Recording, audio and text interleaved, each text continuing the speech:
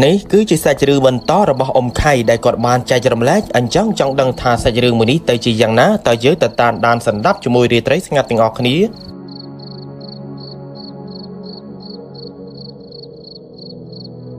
បន្ទាប់ពីមនុស្សនៅក្នុងភូមិនោះចាប់ផ្ដើមដឹងថាអ៊ំរីគាត់គឺជាអាបធ្មប់ពួកគាត់ក៏មិនហ៊ាននិយាយអ្វីផ្ដេសផ្ដាសឲ្យប៉ះពាល់ទៅដល់អ៊ំរីនោះទេក៏ព្រោះថាមនុស្សនៅក្នុងភូមិចាប់ផ្ដើមខ្លាចទៅលើអ៊ំរីនេះឯងដោយជាពិសេសនោះគឺប្រពន្ធរបស់អ៊ំវៀនតែម្ដងតាំងពីប្តីរបស់គាត់ត្រូវបានស្លាប់ដោយសារតែអំពើអំពាន់អាបធ្មប់នោះគាត់ក៏លែងដើរទៅលេងនៅផ្ទះរបស់អ្នកជិតខាងដែលនៅក្បែរផ្ទះរបស់គាត់ទៀតមកយ៉ាងវិញទៀតគឺគាត់កាន់ទុក្ខនៃការស្លាប់និងកាត់ចិត្តពីប្តីរបស់គាត់មិនបានដោយមិនត្រឹមតែប៉ុណ្ណោះនោះទេគឺគាត់តែងតែបន្ទោសខ្លួនឯងថាប្រសិនបើគាត់មិនចេះតែនិយាយរឿងផ្ដេសផ្ដាសប្រាប់ទៅអ្នកភូមិអំពីអ៊ំរីនោះទេម្លេះប្រហែលជាប្តីរបស់គាត់អ៊ំវៀនមិនត្រូវអំពើអំពាន់ដែលគេធ្វើរហូតដល់ស្លាប់នោះឡើយហើយគាត់ក៏ជឿហើយនឹងដឹងយ៉ាងច្បាស់ថាអំពើអំពាន់ដែលធ្វើមកលើប្តីរបស់គាត់គឺជាស្នាដៃរបស់អ៊ំរីដោយការស្លាប់ក៏មិនមែនស្លាប់ត្រឹមតែប្តីរបស់គាត់នោះឡើយគឺថែមទាំងស្លាប់ទាំងលោកគ្រូឆាយទៀតផងដែលបានមកមើលប្តីរបស់គាត់នេះប្រសិនបើគាត់មិនបានហៅលោកគ្រូឆាយឲ្យមកមើលប្តីរបស់គាត់ទេប្រហែលជាលោកគ្រូឆាយមិនត្រូវស្លាប់នោះឡើយ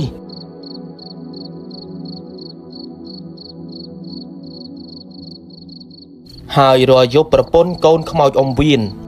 ចាប់តាំងពីអ៊ំវៀនគាត់បានបាត់បង់ជីវិតស្លាប់ដោយសារតែអំពើអំពាន់នោះទៅ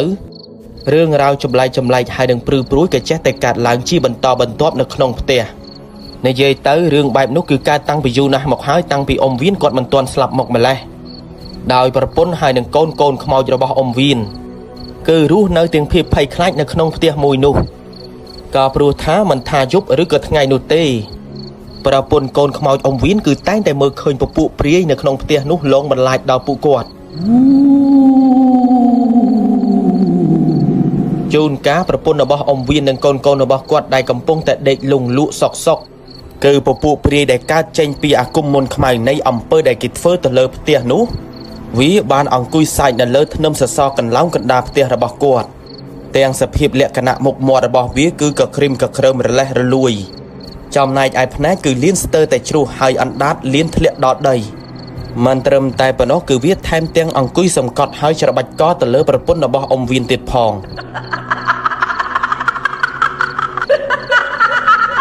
រហូតដល់ប្រពន្ធរបស់អ៊ំវៀនគាត់ក៏ព្យាយាមរើបំរាស់ស្រែកផងអីផងទៅវាក៏បានរសាត់បាត់ចេញពីទីនោះទៅ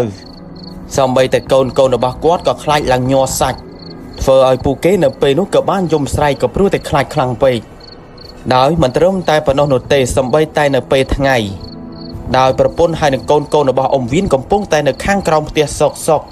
ក៏បានឮស្នូរសំឡេងព្រុងប្រៅនៅលើផ្ទះដោយជាមានអ្នកណាម្នាក់កំពុងតែទម្លាក់ចានឆ្នាំងនៅលើផ្ទះអញ្ចឹងដោយប្រពន្ធខ្មោចរបស់អ៊ំវៀនក៏បានឡើងទៅមើលហើយក៏ឃើញចានកំពុងតែធ្លាក់បែកនិយាយទៅរឿងបែបនេះកើតឡើងមិនតិចលើកមិនតិចសារនោះឡើយរហូតដល់ប្រពន្ធកូនខ្មោចអ៊ំវៀននៅផ្ទះនោះលែងបានប្រពន្ធរបស់អ៊ំវៀនក៏បាននាំកូនទៅនៅផ្ទះបងប្អូនរបស់គាត់ហើយបងប្អូនរបស់គាត់ក៏មិនមែនជាអ្នកភូមិនៅក្នុងភូមិនោះដែរនិយាយទៅគឺជាភូមិផ្សេងហើយភូមិនោះដែរគឺជាភូមិរបស់លោកតាយេតហើយក៏ដូចដែលយើងដឹងស្រាប់ហើយថាលោកតាយេតម្នាក់នេះគាត់គឺជាគ្រូអាគមដែលខ្លាំងពូកែខាងដោះអំពើអំពាន់ព្រមទាំងផ្សំថ្នាំខ្មែរសម្រាប់ព្យាបាលទៀតផងហើយនៅពេលដែលប្រពន្ធកូនខ្មោចរបស់អ៊ំវៀនទៅរស់នៅក្នុងភូមិនោះជាមួយនឹងបងប្អូនរបស់គាត់គឺគាត់ពុំបានដឹងថានៅក្នុងភូមិនោះគឺមានគ្រូដែលចេះរបៀនផ្លូវងងឹតឬក៏ផ្លូវក្នុងនោះទេអ្វីដែលសំខាន់ប្រពន្ធកូនខ្មោចរបស់អ៊ំវៀននៅពេលដែលគាត់ទៅរស់នៅជាមួយនឹងបងប្អូនរបស់គាត់គឺគាត់ក៏ពុំបាននិយាយរឿងរ៉ាវពាក់ព័ន្ធទៅនឹងខ្មោចព្រាយដែលតែងតែលងបន្លាចនៅក្នុងផ្ទះរបស់គាត់នោះឡើយដូច្នេះហើយដែលធ្វើឲ្យបងប្អូនរបស់គាត់ក៏ពុំបានចាប់អារម្មណ៍ទៅលើប្រពន្ធកូនរបស់អ៊ំវៀនហេតុអីបានជានៅសុកនាំគ្នាទៅនៅផ្ទះរបស់ពួកគាត់បែបនេះហើយមូលហេតុដែលប្រពន្ធកូនខ្មោចរបស់អ៊ំវៀនមិនព្រមនិយាយរឿងទាំងអស់នេះប្រាប់ទៅកាន់បងប្អូនរបស់គាត់ក៏ព្រោះតែគាត់ហើយនឹងកូនគាត់ខ្លាចថានឹងមានរឿងកើតឡើងជាបន្តបន្ទាប់ទៅលើពួកគាត់ទៀតដោយដែលយើងដឹងស្រាប់ហើយថាអំពើអំពាន់ផ្លូវងងឹតនេះគឺយើងមិនអាចមើលឃើញនោះទេ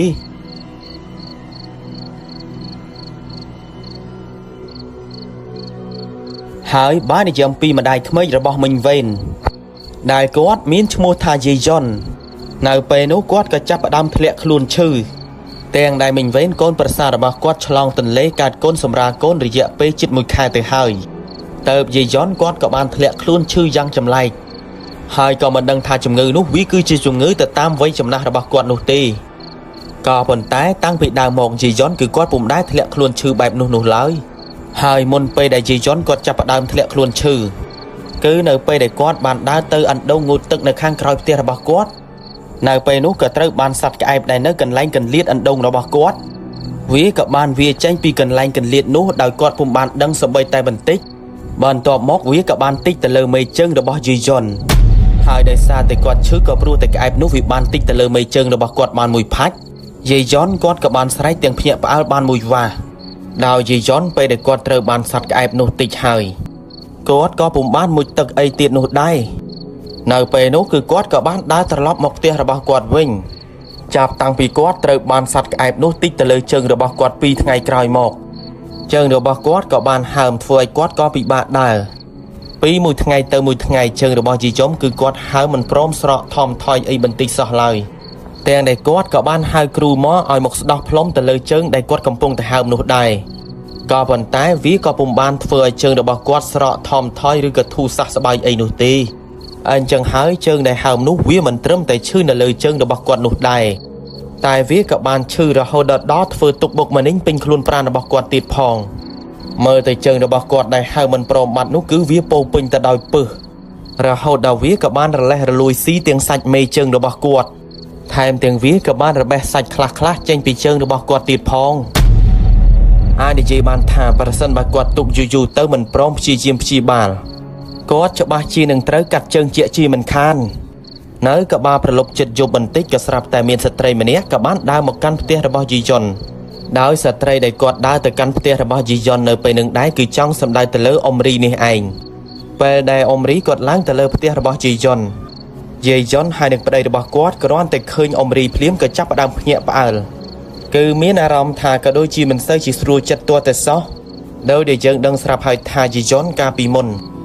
គាត់ក៏ធ្លាប់និយាយអំពីអ៊ំរីប្រាប់ទៅកាន់អ្នកភូមិថាអ៊ំរីគាត់គឺជាអាបធ្មប់ដែលបានហោះមកក្រវ៉ែផ្ទះរបស់មិញវេនស្របពេលដែលមិញវេនគាត់កំពុងតែឈឺពោះឆ្លងទន្លេសម្រាលកូននេះឯងដោយដែលយើងដឹងស្រាប់ហើយថាអាបធ្មប់នេះគឺវាចូលចិត្តស៊ីរបស់ពាក់ព័ន្ធទៅនឹងអ្នកមានផ្ទៃពោះណាស់ពេលដែលអ៊ំរីគាត់ឡើងទៅដល់លើផ្ទះខណៈពេលដែលយាយយ៉នគាត់មានអារម្មណ៍ថាដូចជាមិនស្រួលចិត្តអ៊ំរីនៅពេលនោះគាត់ក៏បាននិយាយទៅកាន់យាយយ៉នថាមិនហើយយាយខ្ញុំឮអ្នកភូមិគេនិយាយថាយាយឈឺជើងហើយឥឡូវនេះបានធូរសះស្បើយខ្លះហើយឬនៅយាយយ៉ននៅពេលដែលគាត់ឮអ៊ំរីសួរបែបនោះគាត់ក៏បានឆ្លើយតបទៅកាន់អ៊ំរីថាហើយមេនាងហើយមួយថ្ងៃកាត់មួយថ្ងៃកោអញ្ចឹងមិនព្រមធូរសះស្បើយអីសោះជើងឡើងហើមធំរលេះរលួយទៅហើយពេលថ្ងៃក៏ដូចជាមិនសូវជាឈឺខ្លាំងប៉ុន្មានទេតែពេលយប់វិញគឺឈឺស្ទើរតែសន្លប់ម្ដងទៅហើយអ៊ំរីនៅពេលដែលគាត់ឮយាយយ៉ននិយាយបែបនឹងហើយគាត់ក៏បានត្រឹមតែធ្វើទឹកមុខរៀងក្រៀមក្រំបន្តិចដោយគាត់ក៏បាននិយាយទៅកាន់យាយយ៉នថាមិនអីទេបន្តិចទៀតនេះវានឹងអាចមកធូរសះស្បើយមកធម្មតាវិញមិនខានអ្វីដែលសំខាន់រឿងដែលចម្លែកអ៊ំរីគាត់ក៏បាននិយាយបន្តទៀតថាប្រសិនបើយាយយ៉នកុំចេះដឹងរឿងគេប្រហែលជាគាត់មិនត្រូវឈឺបែបនេះនោះឡើយយាយយ៉នបន្ទាប់ពីគាត់ឮអ៊ំរីនិយាយបែបនឹងហើយក៏ស្រាប់តែនៅពេលហ្នឹងគាត់ក៏បានយល់ដោយនៅពេលនោះក៏ស្រាប់តែគាត់ក៏ពុំបានទុកមុខឲ្យនោះដែរគឺគាត់ក៏បានសួរត្រង់ទៅកាន់អ៊ំរីថាហើយមីនាងមានបានធ្វើអំពើអំពាន់ដាក់មកលើអញអត់បានជាធ្វើឲ្យអញឈឺមិនព្រមជាធូរសះស្បើយអីបន្តិចសោះឡើយគ្រាន់តែសួរបែបនឹងភ្លាមក៏ស្រាប់តែលោកតាដែលត្រូវជាប្តីរបស់យាយយ៉នគាត់ក៏បានងាកភ្នែកសម្លឹងមើលទៅកាន់យាយយ៉នភ្លាមក៏ព្រោះតែសួរបែបនេះគឺវាហាក់បីដូចជាកំពុងតែចោទប្រកាន់ទៅលើអ៊ំរីអញ្ចឹងចំណែកឯអ៊ំរីវិញក៏ស្រាប់តែខណៈពេលនឹងដែរគាត់ក៏បានញញឹមសើចដាក់ទៅកាន់យាយយ៉នហើយពេលនោះគាត់ក៏បាននិយាយទៅកាន់យាយយ៉នថាយាយហើយខ្ញុំមិនណាទៅចេះធ្វើអំពើអំពាន់ធ្មប់នោះទៅហើយប្រសិនបើខ្ញុំចេះមែនតើមានមូលហេតុអីទៅដែលខ្ញុំត្រូវធ្វើអំពើដាក់ទៅលើយាយយ៉នស្របពេលដែលគាត់ឮអ៊ំរីនិយាយបែបហ្នឹងនៅក្នុងចិត្តរបស់គាត់ក៏ដូចជាមិនសូវជឿទៅលើអ៊ំរីនោះឡើយដោយគាត់ក៏បានត្រឹមតែស្ងាត់ហើយមិនបាននិយាយអ្វីបន្តបន្ទាប់ទៀតនោះដែរអ៊ំរីគាត់អង្គុយមើលពីស្ថានភាពអាការៈរបស់យាយយ៉នរហូតដល់ប្រហែលជាម៉ោង7ទៅម៉ោង8យប់អ៊ំរីគាត់ក៏បានដើរចុះពីលើផ្ទះរបស់យាយយ៉ន ហើយមុនពេលដែលគាត់ដើរចុះពីលើផ្ទះរបស់យាយយុនអមរីខណៈពេលនោះគាត់ក៏បានសម្លឹងមើលទៅកាន់យាយយុនទាំងទឹកមុខរៀងញញឹមហាក់បីដូចជាគាត់កំពុងតែចង់អាឃាតចង់គំនុំទៅលើយាយយុនអញ្ចឹង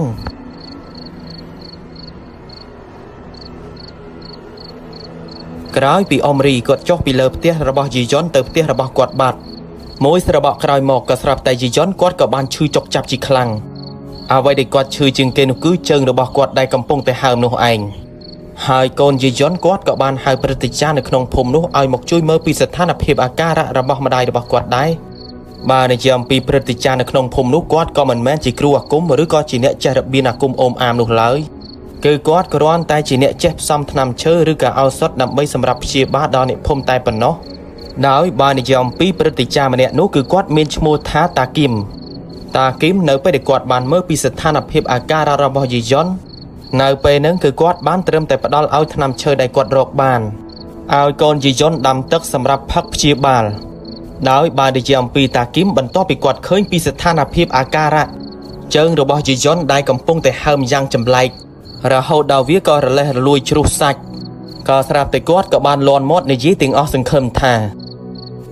មើលទៅជើងអ្នកហើមធំដល់ហើយមិនដឹងថាថ្នាំឈើដែលខ្ញុំឲ្យដាំទឹកផឹកទៅវាអាចជួយព្យាបាលបានសះស្បើយដែរឬអត់ទេបន្ទាប់ពីគាត់និយាយបែបនឹងរួចហើយក៏ស្រាប់តែគាត់ក៏បានត្រឹមតែក្រវីក្បាលរហូតដល់យប់ជ្រៅបានបន្តិចទៅកូនរបស់យាយយុនក៏បាននាំតាគីម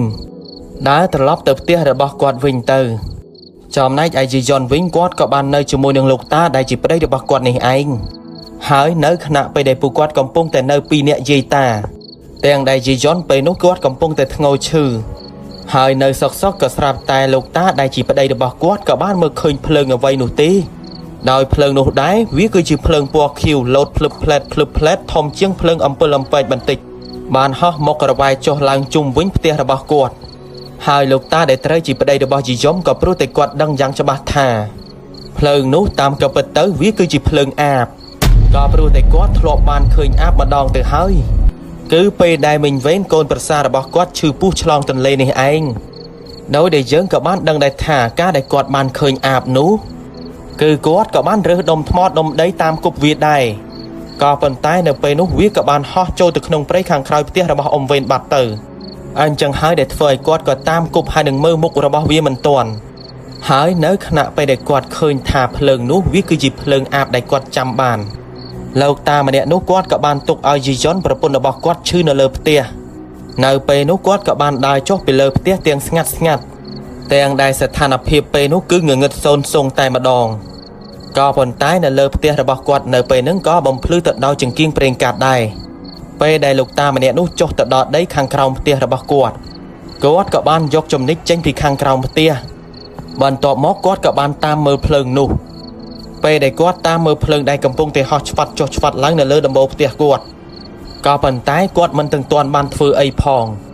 ក៏ស្រាប់តែភ្លើងអាបនោះវាក៏បានហោះចេញពីផ្ទះរបស់គាត់ទៅបាត់មើលទៅភ្លើងអាបនោះវាហាក់បីដូចជាដឹងថាមានមនុស្សកំពុងតែតាមមើលវាអញ្ចឹងហើយវាក៏បានហោះចាក់ចេញពីទីនោះទៅផ្ទះរបស់អ្នកភូមិផ្សេងទៅវិញហើយលោកតាម្នាក់នោះគាត់ក៏បានឃើញយ៉ាងច្បាស់ថាភ្លើងអាបដែលចុះនៅខាងក្រោយផ្ទះរបស់អ្នកភូមិផ្សេងគឺនៅមិនឆ្ងាយពីផ្ទះរបស់គាត់ប៉ុន្មាននោះទេ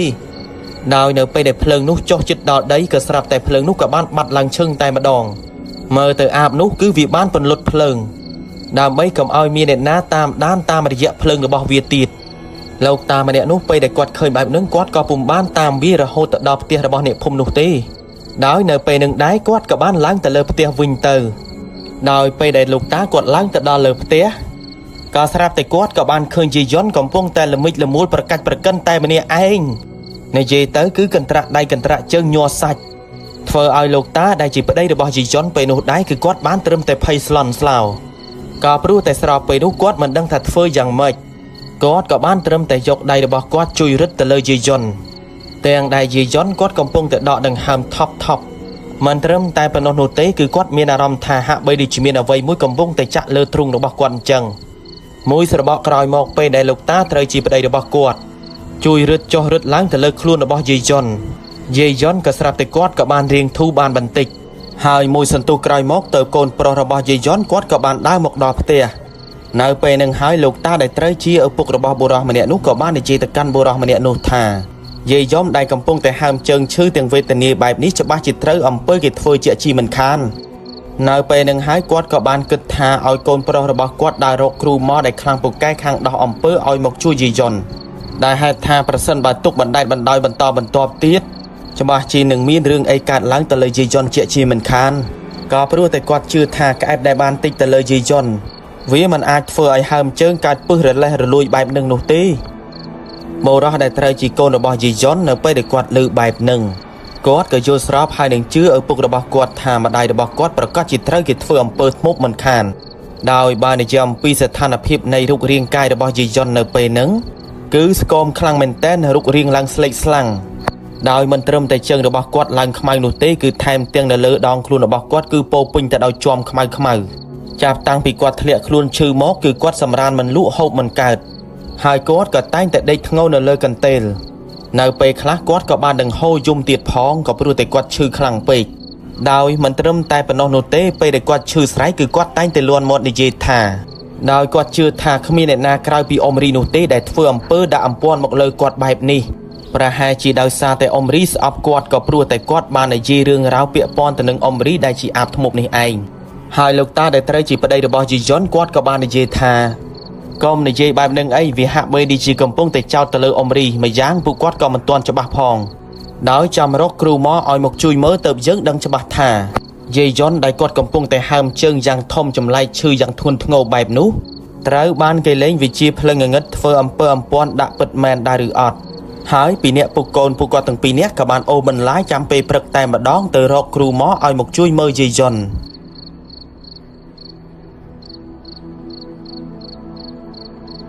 លុះនៅពេលព្រឹកឡើងអ្នកភូមិពួកគេក៏ចាប់ផ្ដើមផ្អើលហើយនឹងនិយាយថាមន់ដែលអ្នកភូមិបានចិញ្ចឹមគឺវាបានត្រូវស្លាប់ប្រហែលជា2ទៅ3ក្បាល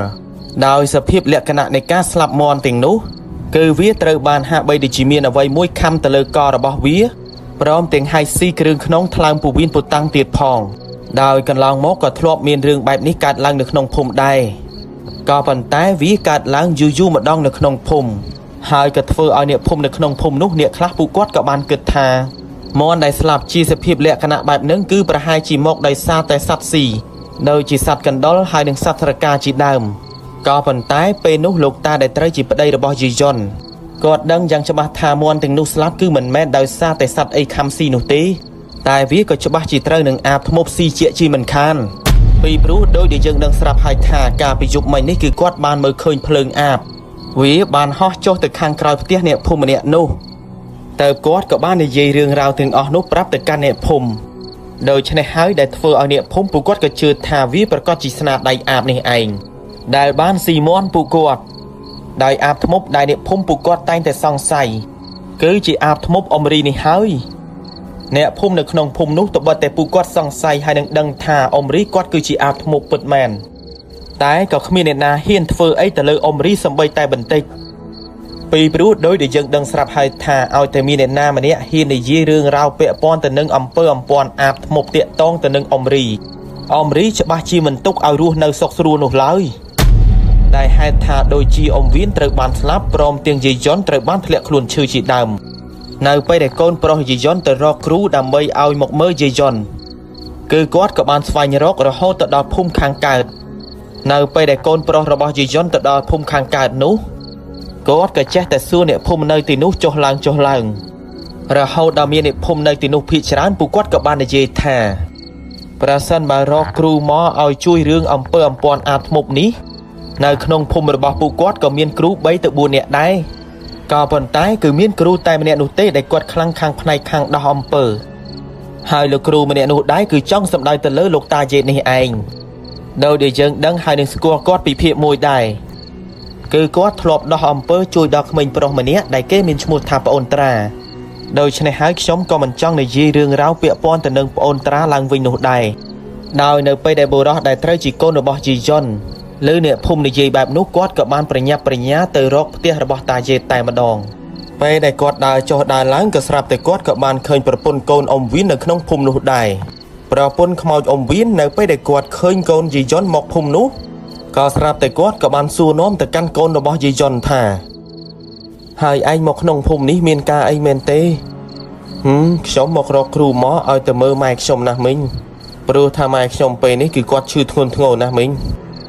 ហាយាយយន់គាត់ឈឺមែនទេអញមិនដឹងថាគាត់ឈឺសោះហើយគាត់បានឈឺយូរហើយឬនៅគាត់ឈឺក៏ដូចជាមិនយូរប៉ុន្មានទេមីងគាត់ទៅតែឈឺប្រហែលជាជាង1អាទិត្យនេះឯងហើយចុះគាត់ឈឺអីទៅហេតុអីបានជាឈឺធ្ងន់ធ្ងរម្លឹងមិញដើមឡើយគឺគាត់ត្រូវបានក្អែបតិចចំមេជើងហើយគាត់ក៏ចាប់ផ្ដើមហើមជើងមិនព្រមស្រកថមថយអីសោះមិនត្រឹមតែហើមជើងទេគឺថែមទាំងរលេះរលួយជ្រុះសាច់ទៀតផងអញ្ចឹងហើយខ្ញុំក៏ចេះតែដើររកគ្រូមកឲ្យទៅជួយព្យាបាលម៉ែខ្ញុំហើយចុះមិញមកនៅទីនេះតាំងពីពេលណាដែរនៅពេលនោះប្រពន្ធខ្មោចអ៊ំវៀនគាត់ក៏បានឆ្លើយតបតហើយនិយាយរឿងរ៉ាវពាក់ព័ន្ធទៅនឹងផ្ទះរបស់គាត់ដោយដែលយើងដឹងស្រាប់ហើយថាផ្ទះរបស់គាត់គឺត្រូវគេធ្វើអំពើតាំងពីយូរណាស់មកហើយនិយាយឲ្យចំទៅមុនពេលដែលអ៊ំវៀនគាត់មិនទាន់ស្លាប់ទៅទៀតអាចនិយាយបានថាអំពើនេះគឺគេធ្វើទៅលើផ្ទះរបស់គាត់ចាប់តាំងពីពេលដែរអ៊ំវៀនប្តីរបស់គាត់បានមើលឃើញអាបអ៊ំរីនេះឯងដូច្នេះហើយផ្ទះរបស់គាត់ក៏ចេះតែជួបរឿងប្លែកចម្លែកតែតែងតែឃើញពពួកអមនុស្សខ្មោចព្រាយពួកវាតែងតែបង្ហាញឲ្យប្រពន្ធកូនអ៊ំវៀនមើលឃើញទាំងសភាពលក្ខណៈមុខមាត់អាក្រក់លោកមិនឡាចដែលធ្វើឲ្យប្រពន្ធកូនអ៊ំវៀនខ្លាចបាក់ស្បាតទៅធ្វើឲ្យគាត់និងកូនគាត់មិនអាចនៅក្នុងផ្ទះនោះបន្តបានអញ្ចឹងហើយគាត់ក៏នាំកូនគាត់មកនៅជាមួយនឹងបងគាត់នៅក្នុងភូមិនេះទៅបរោះដែលត្រូវជាកូនរបស់ជីយ៉ុននៅពេលដែលឮប្រពន្ធរបស់អ៊ំវៀននិយាយបែបហ្នឹងគាត់ក៏យល់ក៏ប៉ុន្តែនៅពេលនោះគាត់ក៏មិនអាចនៅយូរបន្តទៀតដែរនៅពេលនោះគាត់ក៏បានលាប្រពន្ធរបស់អ៊ំវៀនដើម្បីទៅរកគ្រូមកឲ្យមកមើលម្ដាយរបស់គាត់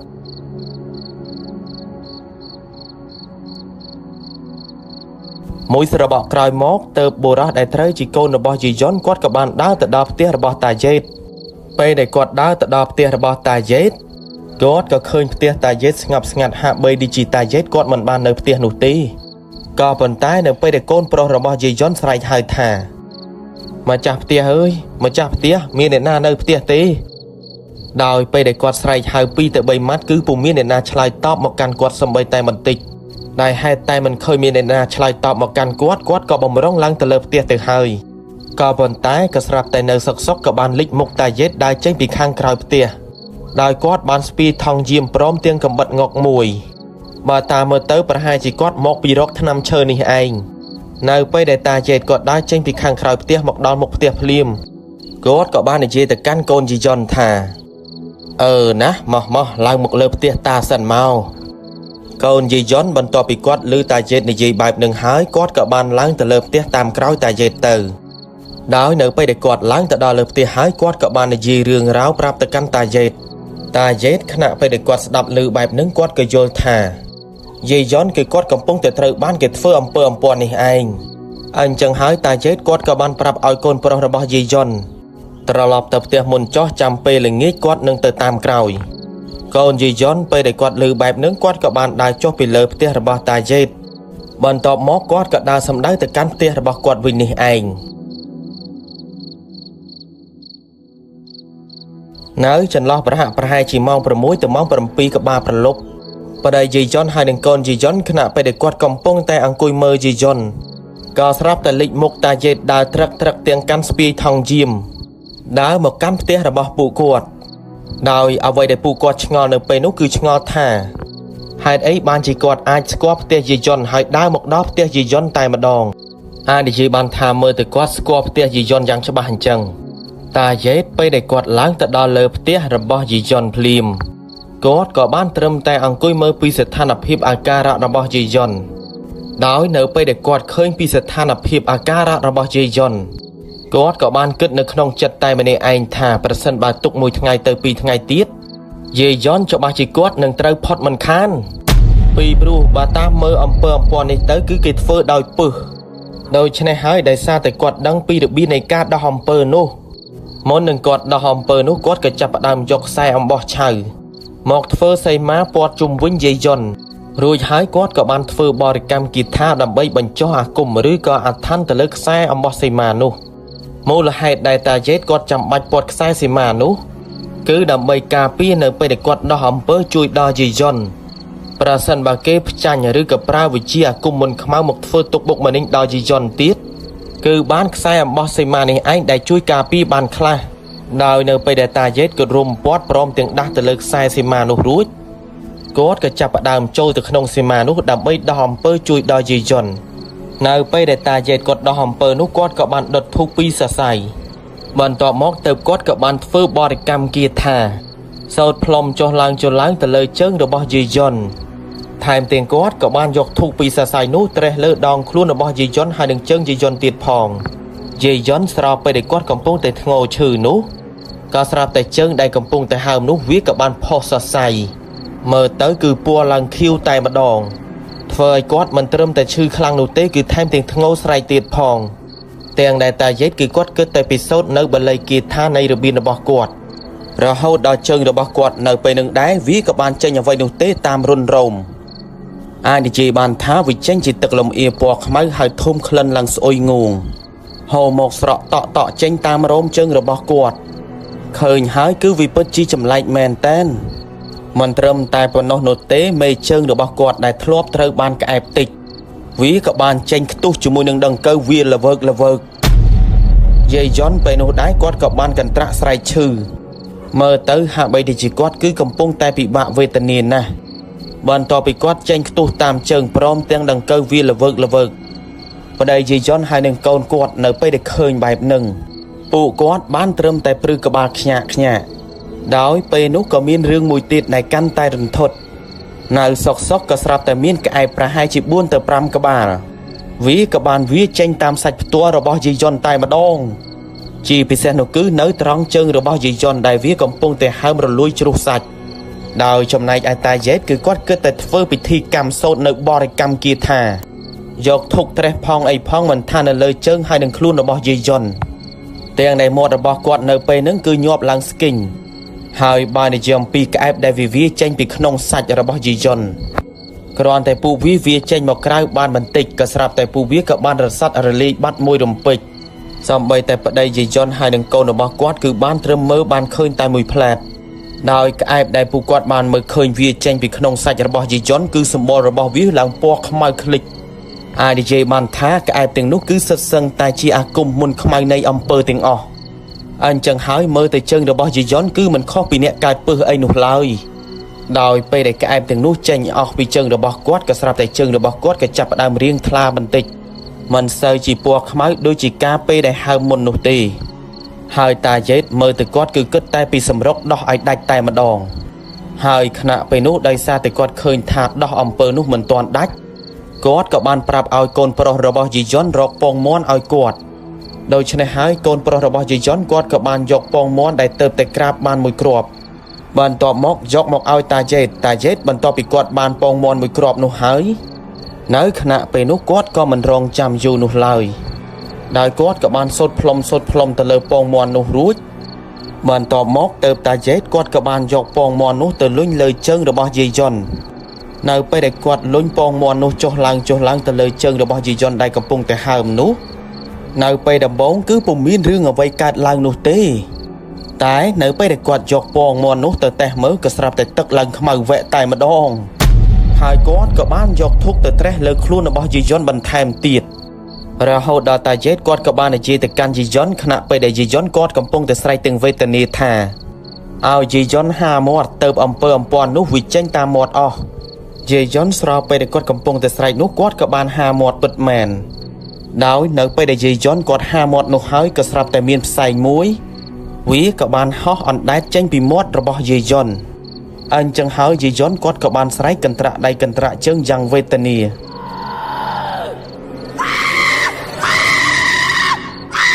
ស្របពេលដែលគាត់កន្ត្រាក់ដៃកន្ត្រាក់ជើងនោះភ្នែករបស់គាត់គឺបញ្ឈរឡើងលើឡើងសសំព្រុះឃើញហើយគឺវាពិតជាអណោចអធមហើយនឹងរន្ធត់ណាស់បន្ទាប់ពីផ្សែងខ្មៅវាហោះចេញពីមាត់របស់យាយយន់រសាត់បាត់អស់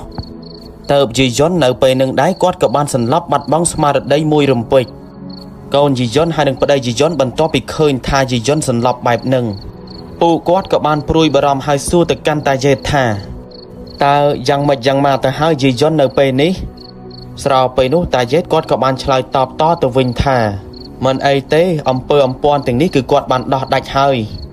គ្រាន់តែខ្លាចក្រែងថាគេនឹងអាចប្រើអាគមមុនខ្មៅឬក៏អំពើអំពាន់នោះមកធ្វើទុកបុកម្នេញដល់យាយយន់បន្តទៀត ក៏ប៉ុន្តែប្រសិនបើគេធ្វើមកលើពួកគាត់ទៀតពិតមែនគាត់ក៏មានខ្សែសីមាអាថ័ន្តចាំទប់ទល់ហើយនឹងការពារដែរអញ្ចឹងហើយមិនបាច់ចម្រួយបារម្ភខ្លាំងពេកអីនោះឡើយហើយគាត់ក៏នៅចាំជួយយាយ័នជាបន្តបន្ទាប់តាយេតបន្ទាប់ពីគាត់និយាយបែបនឹងហើយគាត់ក៏ចាប់ផ្ដើមអង្គុយពេនភ្នែនធ្វើពិធីកម្មដោយបិទភ្នែកតាំងសមាធិដកហូតព្រលឹងរបស់គាត់អញ្ចឹងហើយបន្ទាប់ពីគាត់ធ្វើពិធីកម្មដើម្បីដកហូតព្រលឹងរបស់គាត់បានមួយស្របកក៏ស្រាប់តែព្រលឹងរបស់គាត់ក៏បានដើរចេញពីខ្លួនមើលទៅគាត់ហាក់បីដូចជាបានដឹងថាអ្នកណាជាអ្នកធ្វើអំពើមួយនេះដាក់ទៅលើយាយ័នបន្ទាប់មកព្រលឹងរបស់តាយេតគាត់ក៏បានទៅដល់ផ្ទះមួយដោយព្រលឹងរបស់តាយេតគឺមើលឃើញជាស្រមោលស្ទង់តតែអ្នកចេះរបៀននៅមុនអាគមដូចគ្នាទើបអាចមើលឃើញតាយេតស្របនៅពេលនោះហើយព្រលឹងរបស់តាយេតគាត់ក៏បានដើរឡើងទៅលើផ្ទះនោះនៅខណៈពេលដែលគាត់ដើរឡើងទៅដល់លើផ្ទះនោះភ្លាមក៏ស្រាប់តែព្រលឹងរបស់តាយេតគាត់ក៏បានមើលឃើញយ៉ាងច្បាស់ថាមានខ្លួនស្ត្រីម្នាក់កំពុងតែដេកនៅលើកន្ទេលទល់មុខអាសនៈរបស់គាត់មើលទៅគឺវាពិតជារន្ធត់ហើយនឹងព្រឺព្រួចណាស់ដោយឃើញតែខ្លួនអត់ក្បាលដោយស្ត្រីដែលកំពុងតែដេកនៅលើកន្ទេលទល់មុខអាសនៈនោះគឺចង់សម្ដៅទៅលើអ៊ុំរីនេះឯងធ្មប់អាបអ៊ុំរីគឺគាត់បានដកក្បាលចេញទៅរកស៊ីបាត់ទៅហើយអញ្ចឹងហើយទៅការដោះអំពើជួយដល់យាយ័នគឺគ្មានការផ្ចាញ់ផ្ចាលបកទៅបកមកពីធ្មប់អាបអ៊ុំរីនោះធ្វើឲ្យការដោះអំពើរបស់តាយេតនោះគឺងាយព្រលឹងរបស់តាយេតបន្ទាប់ពីគាត់ឃើញខ្លួនរបស់អ៊ុំរីកំពុងតែដេកស្ដុកស្ដឹងគាត់ក៏ពុំបានធ្វើអីទៅលើអ៊ុំរីនោះដែរអញ្ចឹងហើយព្រលឹងរបស់គាត់ក៏បានដើរចុះពីលើផ្ទះរបស់អ៊ុំរីវិញនៅពេលដែលគាត់ដើរចាកចេញពីផ្ទះរបស់អ៊ុំរីបានបន្តិចនៅពេលហ្នឹងក៏ស្រាប់តែគាត់ក៏បានឃើញអាបអ៊ុំរីហោះចេញមកពីខាងក្រោយផ្ទះរបស់គាត់ហើយក៏បានចូលទៅតាមបង្អួចទៅក្នុងផ្ទះនោះទៅចំណែកឯព្រលឹងរបស់តាយេតនៅពេលដែលគាត់ដើរតាមផ្លូវទល់មុខផ្ទះរបស់អ្នកភូមិនីមួយៗដោយហេតុថាតាមផ្ទះរបស់ពួកគេមានឆ្កែក៏មានឆ្កែព្រុសឡើងត្រហឹងអើងកងតែម្ដងអាចនិយាយបានថាมันខុសពីឆ្កែបានមើលឃើញព្រលឹងវិញ្ញាណខ្មោចនោះទេ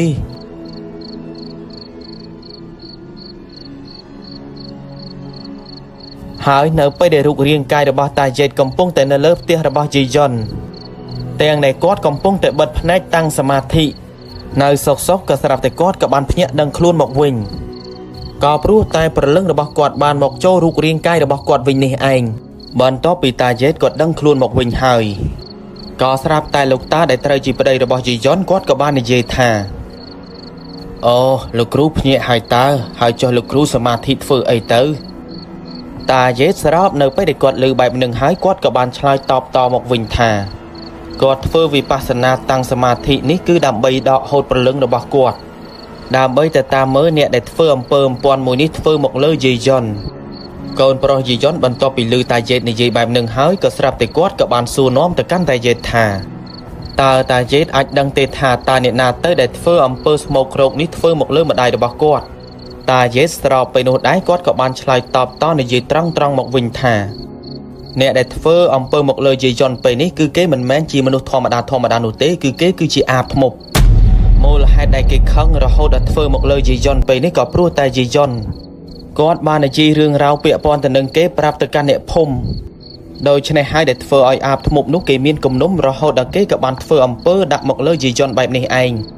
ហើយបើទោះបីជាគាត់ដោះអំពើជួយយាយ័នបាននៅពេលនេះក៏ពិតមែនតែគាត់ក៏មិនប្រកាសថានឹងរួចផុតពីការធ្វើអំពើរបស់គេបន្តបន្ទាប់ទៀតឡើយនិយាយទៅធ្មប់អាបនេះប្រសិនបើមានគំនុំជាមួយនឹងអ្នកណាហើយគឺគេប្រកាសជាមិនទុកឲ្យអ្នកនោះរស់នៅសុខស្រួលឡើយបើមិនបានធ្វើឲ្យធ្លាក់ខ្លួនឈឺរហូតដល់ស្លាប់ទេគឺគេមិនអស់ចិត្តនោះទេគ្រាន់តែថាពេលខ្លះគឺគេធ្វើឲ្យឈឺរ៉ាំរ៉ៃរហូតដល់ចុងក្រោយក៏ត្រូវស្លាប់ដដែលទាំងឪពុកហើយនឹងកូននៅពេលដែលឮតាយេតនិយាយបែបហ្នឹងពួកគាត់ក៏ច្បាស់មែនតែនហើយថាអាបអ៊ុំរីគឺជាអ្នកធ្វើអំពើដាក់មកលើយាយ័ននេះឯងក៏ព្រោះថាអាបអ៊ុំរីគឺគាត់មានគំនុំតាំងពីយូរណាស់មកហើយគឺតាំងពីពេលដែលមិញវេនគាត់ឈឺពោះឆ្លងទន្លេសម្រាប់កូននេះឯងដោយអាបអ៊ុំរីនេះគឺបានហោះទៅរកស៊ីចង្អេះចង្អាបឈាមព្រមទាំងតងសោះ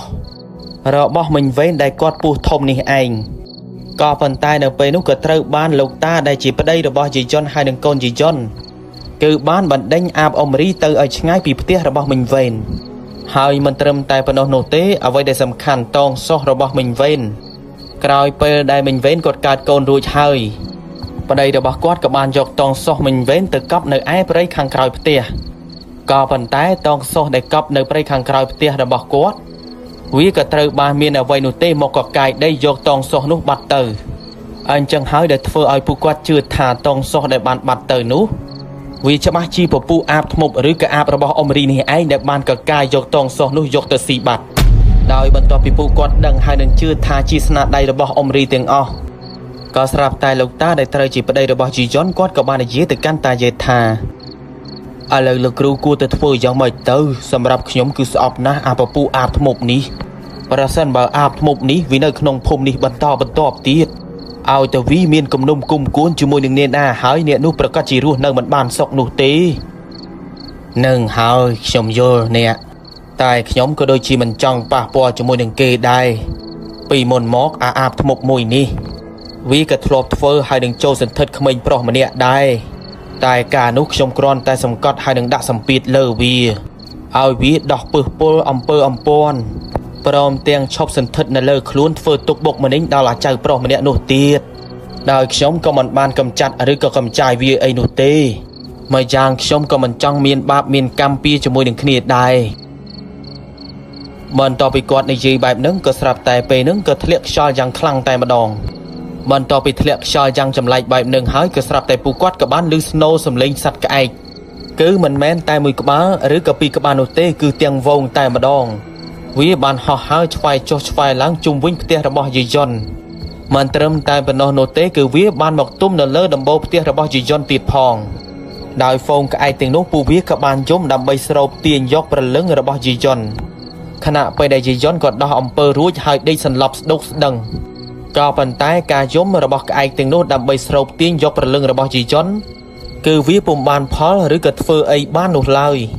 ក៏ព្រោះតែអាថ័ន្តនៃខ្សែសីមារបស់តាយេតបានជួយការពារគាត់ហើយនៅពេលនោះតាយេតគាត់ក៏បានយកអង្ករមួយក្តាប់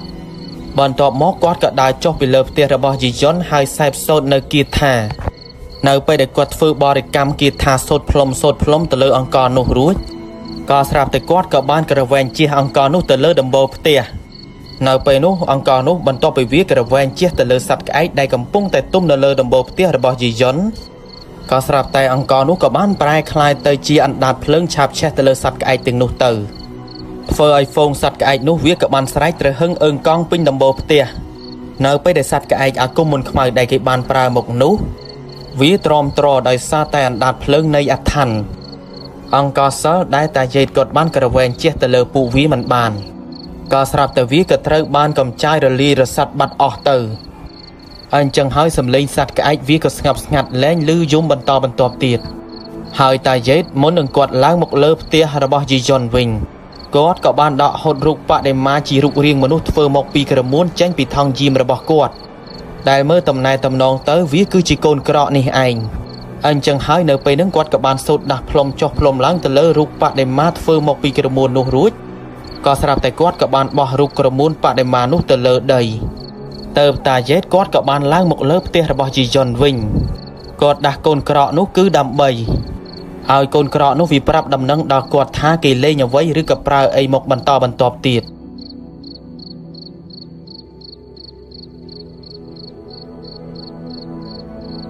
រហូតទៅដល់ចន្លោះប្រហែលជាម៉ោង3ទៅម៉ោង4ទៀបភ្លឺទៅហើយស្របនៅពេលដែលតាយេតគាត់កំពុងតែនៅលើផ្ទះជាមួយនឹងប្តីយាយយ៉ុនព្រមទាំងកូនយាយយ៉ុនក៏ស្រាប់តែកូនក្រក់ដែលគាត់បានដាស់នោះគេក៏បានផ្ដល់ដំណឹងមកកាន់គាត់ថា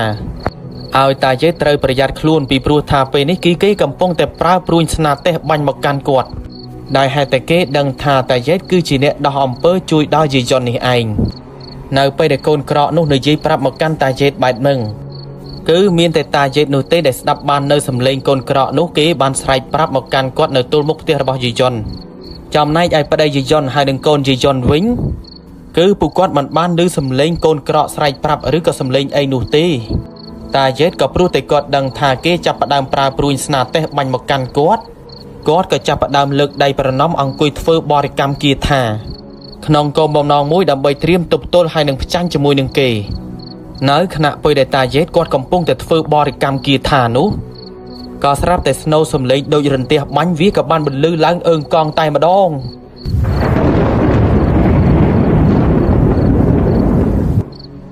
ដោយបានន័យថាគឺគេកំពុងតែបាញ់ព្រួញស្នាទេសមកកាន់តាយេតនេះឯងហើយតាយេតនៅពេលនោះគឺគាត់បានត្រឹមតែធ្វើបរិកម្មគាថាដើម្បីផ្ចាញ់ជាមួយគេទាំងដែលពេលវេលានោះគឺជាពេលវេលាមួយមួយចានទឹកមួយចានគោកបើគាត់មិនស្លាប់ទេក៏គេអាចត្រូវស្លាប់ដែរ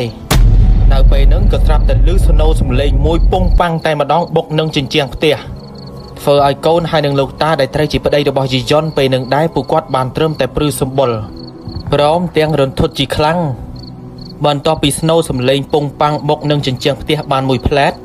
ក៏ស្រាប់តែវាក៏បានស្ងប់ស្ងាត់ទៅវិញអញ្ចឹងហើយបានន័យថាតាយេតគាត់ទប់ទល់ជាមួយនឹងអាគមស្នាទេសនោះបានសម្រេចហើយគាត់ក៏បានដឹងថាអាគមដែលគាត់បានផ្ចាញ់ជាមួយនឹងគេពេលនេះប្រហែលជា 2-3 ថ្ងៃក្រោយមកអ្នកនោះនឹងឈឺស្លាប់មិនខានក៏ប៉ុន្តែរឿងមួយនេះគឺវាមិនព្រមបញ្ចប់ត្រឹមនោះទេដោយកូនក្រក៏បានស្រែកមកកាន់តាយេតទៀតថាគេមកហើយស្រែកបានតែ 2-3 ម៉ាត់តាយេតគាត់ក៏មិនបានខ្លាចរអាទៅលើគេនោះឡើយដោយគាត់ក៏បានស្ទុះងើបហើយនិយាយប្រាប់ទៅកាន់កូនរបស់យីយ៉ុនថាឲ្យកូនយីយ៉ុនប្រញាប់រត់ទៅកាន់ផ្ទះរបស់អ៊ុំរីភ្លាមពេលដែលទៅដល់ផ្ទះរបស់អ៊ុំរីហើយត្រូវលើកខ្លួនអ៊ុំរីផ្កាប់នៅពេលដែលតាយេតគាត់និយាយបានតែប៉ុណ្្នឹងក៏ស្រាប់តែកូនរបស់យីយ៉ុនក៏ប្រញាប់ស្ទុះរត់ចុះទៅលើផ្ទះកាន់កំបិតងុកមួយទាំងភាពក្លាហានទៅកាន់ផ្ទះរបស់អ៊ុំរីទៅនៅពេលដែលកូនរបស់យីយ៉ុនរត់ទៅបាត់បានបន្តិចក៏ស្រាប់តែអាបរបស់អ៊ុំរីក៏បានមកដល់ផ្ទះរបស់យីយ៉ុនតែម្ដងនៅពេលនោះគឺគាត់បានស្រែកផងអីផងទាំងឈឺចាប់ហើយក៏បានស្រែកជេរហើយនឹងនិយាយមកកាន់តាយេតថាហេតុអីបានជាអាកាចាស់ឯងតាមផ្ដន់ទាធ្វើបាបអញបែបនេះពួកវារស់គ្នាទេដែលស្អប់អញអញ្ចឹងហើយឲ្យតែអ្នកណាស្អប់អញមិនលើកលែងឲ្យឡើយប្តីយីយ៉ុននៅពេលដែលគាត់កំពុងតែនៅក្នុងផ្ទះឃើញបែបហ្នឹងក៏ស្រាប់តែគាត់ក៏បាននិយាយតបតទៅកាន់អាបអ៊ុំរីថាមីនេះវាពិតជាអាបមែនអញគិតមិនខុសឡើយដើមហេតុគឺមកពីអាកាចាស់ឯងបើអាកាចាស់ឯងមិនបានដេញអញថ្ងៃមុនទេអញក៏មិនត្រូវគេដឹងថាអញជាអាបដែរនៅពេលដែលអាបអ៊ុំរីនិយាយបានតែប៉ុណ្្នឹងក៏ស្រាប់តែគាត់ក៏បំរុងនឹងហោះចូលទៅក្នុងផ្ទះនោះទៅហើយនៅពេលនោះគឺគាត់មានគោលបំណងទៅធ្វើទុកបុកម្នេញដល់ប្តីយីយ៉ុនហើយនឹងតាយេតក៏ប៉ុន្តែដោយសារថានៅពេលនោះតាយេតគាត់បានជិះអំបិលមួយក្តាប់ដោយវាគឺជាអំបិលអាថ័ន្តនៃអាគមបាច់ទៅចំមុខអាបអ៊ុំរីធ្វើឲ្យអាបអ៊ុំរីក៏បានស្រែករហូតដល់គាត់ក៏បានរលេះរលួយពេញមុខ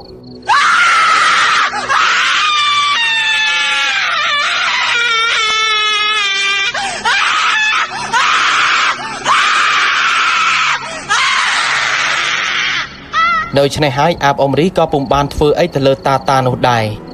ដោយគាត់ក៏បានហោះត្រឡប់ទៅវិញទាំងស្រែកយ៉ាងមួយទំហឹង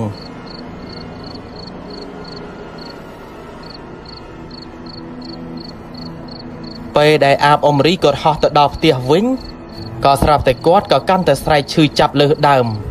ក៏ព្រោះតែគាត់បានតក្បាលជាមួយនឹងខ្លួនគឺបញ្ច្រាស់ក៏ព្រោះតែខ្លួនរបស់គាត់ត្រូវបានកូនយីយ៉ុនផ្កាប់ដូច្នេះហើយដែលធ្វើឲ្យអាបអ៊ុំរីតក្បាលជាមួយនឹងខ្លួនរបស់គាត់មិនជាប់នោះឡើយដោយនៅពេលព្រឹកឡើងរឿងរ៉ាវអាបអ៊ុំរីក៏ស្រាប់តែបានល្បីពេញភូមិតែម្ដងដោយអាបអ៊ុំរីគឺគាត់ក៏ត្រូវបានស្លាប់ដោយសារតែគាត់តក្បាលជាមួយនឹងខ្លួនរបស់គាត់មិនជាប់នេះឯងហើយអ្នកភូមិនៅទីនោះពួកគាត់ក៏ពុំបានកាន់ទុកអីនោះទេដោយពួកគាត់ក៏បានសប្បាយចិត្តទៅវិញនៅពេលដែលដឹងថាអាបអ៊ុំរីស្លាប់ដែលហេតុថាពួកគេស្អប់នៅអំពើអាបធ្មប់នេះណាស់ប្រសិនបើនៅក្នុងភូមិមានអ្នកដែលចេះទៅដោយវិជ្ជាមន្តអាគមខ្មៅបែបហ្នឹងមិនថាភូមិណាក៏ដូចភូមិណាដែរគឺពួកគេរស់នៅមិនបានសុខនោះទេពីព្រោះថាប្រសិនបើយើងប៉ះពាក្យសម្ដីជាមួយអ្នកដែលចេះវិជ្ជាអាគមមន្តខ្មៅបែបនេះច្បាស់ណាស់គឺគេមិនដែលលើកលែងនោះទេគឺគេប្រកាសជាធ្វើអំពើមកលើយើងមិនខានដោយបន្ទាប់ពីអ៊ុំរីគាត់ស្លាប់ទៅអំពើអំពាន់អាគមមន្តខ្មៅដែលគាត់ធ្លាប់បានធ្វើទៅលើផ្ទះរបស់អ៊ុំវៀន